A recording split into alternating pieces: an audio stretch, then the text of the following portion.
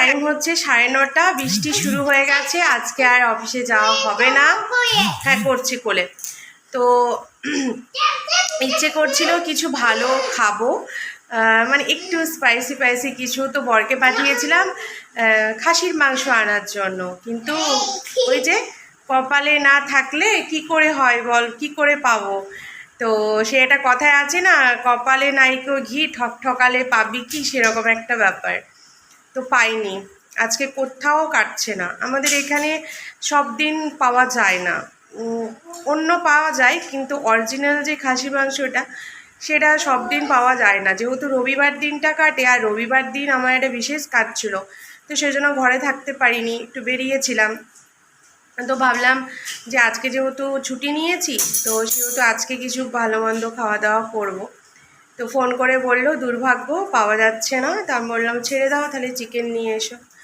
তো এখনও আসেনি, বৃষ্টি শুরু হয়ে গেছে, মনে হয় কোথাও দাঁড়িয়ে আছে, ভিজেও যাবে। আজকে অনেক কাজ আছে, জানি না কতটা কি কমপ্লিট করতে পারবো।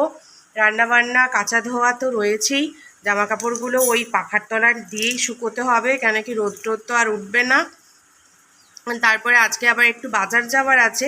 সোনাইয়ের বাবার রেনকোট ছিঁড়ে গেছে, আমারও একটা রেনকোট দরকার, তবে আমারটা না হলেও ওরটা আগে জরুরি। আমি আমার নেব না, আমার যেহেতু ছাতা আছে, এটা সুন্দর সোনাইয়ের বাবা ছাতা কিনে এনে দিয়েছে। তো সোনাইয়ের বাবার জন্য রেনকোট আনবো, আর আরও সংসারের কিছু টুকিটাকি কেনাকাটা আছে, সেগুলো একবারে করে আসবো। তো বিকেলবেলা বেরোবো, এখন না, আবার দেখো ওয়েদার কেমন থাকে, তো সেটাও আবার দেখতে হবে। তো ঠিক আছে, চলো। সকালবেলা উঠে বাসি কাজ করে ফেলেছি, দুধ গরম করলাম, সোনাইকে সুজিটা খাইয়ে দিলাম। এবার জামা কাপড়গুলো একটু কেচে নিই, ঘরের মধ্যেই যখন শুকোতে হবে, আর বেশি দেরি করে লাভ নেই। তারপরে আবার বাজার টাজার নিয়ে এলে রান্নাবান্না করতে হবে, স্নান করে পুজো দিতে হবে, অনেক কাজ। আর যেদিন আমি বাড়িতে থাকি সেদিন আমি সব কাজ করে স্নান করে পুজো দিয়ে তারপরে রান্না বসাই। তো চলো, একটু আরামসে করতে পারবো, অতটাও হড়বড়ি নেই, যেহেতু কেউই বাইরে যাব না, দুজনেরই আজকে ছুটি। সোনাইয়ের বাবার আবার রবিবার দিন ছুটি থাকে না, ওর থাকে মঙ্গলবার। সেই হিসেবে এবার তখন আমারও মনে হয় একটা দিন ছুটি করে একটু সময় কাটাই তিনজনে। সোনাইও তো সব দিন একসাথে বাবা মাকে পায় না, তাই ভাবলাম আজকে তাহলে তুমিও ছুটি নিয়েছো, আমিও ছুটি নিই। আর দেখো এই যে লাফাচ্ছে সোনাই, কোলে হবে ও, এখন ওকে একটু কোলে করে আদর করি। আছে 11টা, স্নান করলাম, তারপরে এখন হচ্ছে পুজো দেব। বাগানে ফুল তুলে নিয়েছি, আর জামা কাপড় কেচেছি, মেলেছি, কিন্তু তোমাদেরকে দেখাচ্ছি, দাঁড়াও। জামা কাপড় তো মিলেইছি, কিন্তু শুকোবে তো না, এত বৃষ্টি পড়ছে ঝিরঝির ঝিরঝির।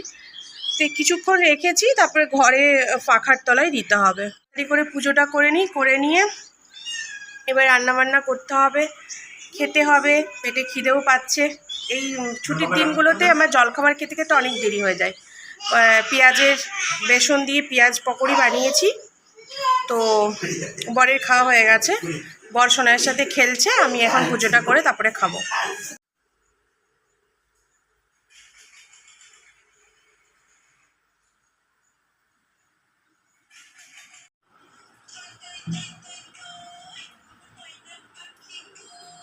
কথায় আছে না, সিদ্ধাত সে আগার চাহো তো পুরে কায়নাত মিল যাতে। তো বর ফোন করে বললো যে খাসি মাংস পাওয়া যাবে না, শুনে তো বেশ মনটা খারাপ হয়ে গেল। তারপরে অনেকক্ষণ আসছে না, ফোন করছি ফোনও ধরছে না, বলেছিলাম ঠিক আছে চিকেন নিয়ে চলে এসো। ও বাবা, খুঁজে খুঁজে নিয়ে এসছে, দেখো কি সুন্দর গন্ধ, অরিজিনাল এটা পুরো, মানে এটাতে কোনো ভেজাল নেই। আমরা আবার পুরো অরিজিনালটা এখানে পাই না, যদিও ভেজাল টেজালই পেয়ে থাকি, বাট আজকেরটা খুব সুন্দর আছে। তাড়াতাড়ি করে রান্না করতে হবে, নাকি পিসে মশাইয়ের হচ্ছে ডিউটি আছে, তো খেয়ে যাবে, বলেছি খাওয়ার কথা।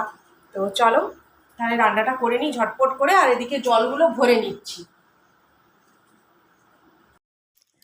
তো এখন আমি এক হাতে জল ভরবো, তার আগে ভাবলাম মাংসটা নুন হলুদ তেল দিয়ে একটু মাখিয়ে রেখে দিই। রান্নাটা অবশ্য সোনাইয়ের বাবাই করবে, কিন্তু তাও আমি আগের থেকে কিছুটা এগিয়ে দিচ্ছি। রান্না মানে শুধু মাংসটা, আর বাকি ভাত ডাল সোনাইয়ের আলাদা করে যেগুলো মাংস, সেগুলো সব আমিই করব। কিন্তু সোনাইয়ের বাবা সব দিন খুবই ভালো রান্না করে, কিন্তু আজকে রান্নাটা অতটাও ভালো হয়নি। তাই আমি বলছিলাম, তুমি তো সব দিন অনেক ভালো রান্না করো, আজকে রান্নাটা কেন এরকম হলো? তো বলছে কি জানি, হয়তো মাঝে মাঝে আমি রান্না করতে ভুলে যাই। যাই হোক, যেদিন ইউটিউব পেমেন্টটা পেয়েছিলাম পিসিকে যখন বললাম, তখনই পিসি বলেছিল যে তাহলে কিছু হবে? তো আমি বলেছিলাম হ্যাঁ অবশ্যই খাসি মাংস খাওয়াবো। তো আজকে আমার তো আর এখানে কেউ নেই, শ্বশুর শাশুড়ি, তোমরা যারা আমার পুরনো ভিউয়ার্স তোমরা জানো, আর যারা আমার নতুন ভিউয়ার্স বা আমার নতুন বন্ধু তোমরা জানো না, আমার শ্বশুরমশাই গ্রামে থাকে, শাশুড়ি মা তো মারা গেছে। তা আমার পরিবার বলতে আমি, আমার বর, আমার সোনাই মানে আমার ছেলে, পিসি আর পিসেমশাই।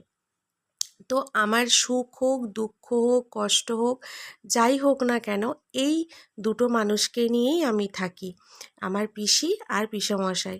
আমার সুখ হলেও এদের সাথেই শেয়ার করি, আর দুঃখ হলেও এদের সাথেই শেয়ার করি। হ্যাঁ, বর আছে, বাচ্চা আছে, তারপরেও যদি বলো তোমার কে আছে, তো আমার এই দুইজন আছে, আমার এক পিসি আর পিসেমশাই। তো পিসেমশাইয়ের আবার হচ্ছে ওই কাজ আছে, কাজে বেরোবে 1টার সময়। তো তাই বরকে বলছিলাম তাড়াতাড়ি করে একটু রান্নাটা করো, তাহলে খেয়ে যেতে পারবে। তো ফোন করলাম পিসি বাড়িতে যে কখন খাবে। তো পিসি বলল যে না, আরও তাড়াতাড়ি কাজে বেরিয়ে যেতে হবে, তো এত তাড়াহুড়ো করে লাভ নেই, আর ধীরে সুস্থে রান্না করো, রাত্রিবেলা এসে না হয় খাবে। তাই আমি ভাবলাম তাহলে ঠিকই আছে।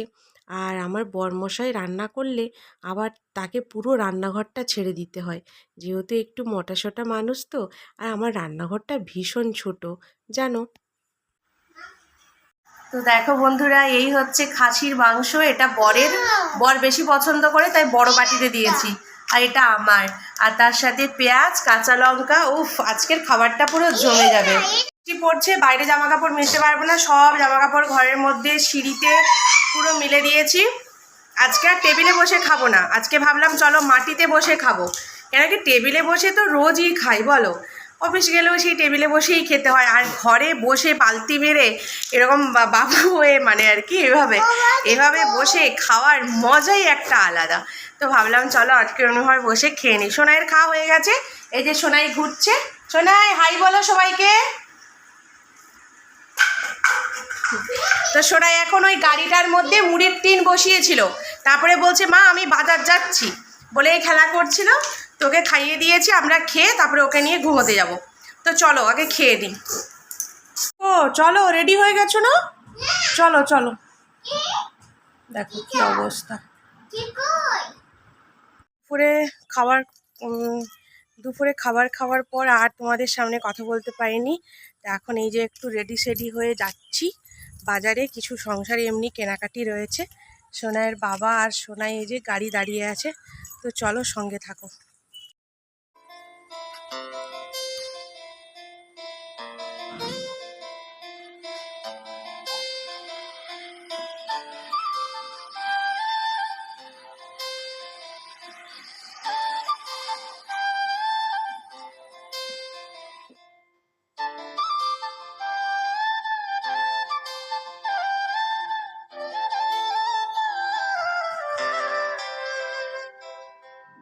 তো বন্ধুরা, এই যে মার্কেট গেছিলাম, এই যে এই ক্লথটা নিয়ে এসেছি, খুলে দেখাচ্ছি। আর সোনাইয়ের বাবার জন্য এই রেনকোটটা নেওয়া হয়েছে, এটা পড়েছে 380 টাকা, আর এই ক্লথটা পড়েছে 160 টাকা, যা মার্কেট প্রাইস ছিল সেটাই। আর কিছু নয়, দুটো জিনিস আনার জন্য গেছিলাম, চলো খুলে তোমাদেরকে দেখাই। তো ভিডিওটা এখানেই শেষ করছি, কেমন লাগলো অবশ্যই জানিও। সবাই ভালো থেকো, সুস্থ থেকো, দেখা হচ্ছে নতুন একটি ভিডিওতে। ভিডিওটা দেখে যদি ভালো লেগে থাকে তাহলে অবশ্যই একটা কমেন্ট করে একটা লাইক করে দিও। আর যারা প্রথমবার আমার ভিডিও দেখছো অবশ্যই আমার পরিবারের পাশে থেকো। টাটা।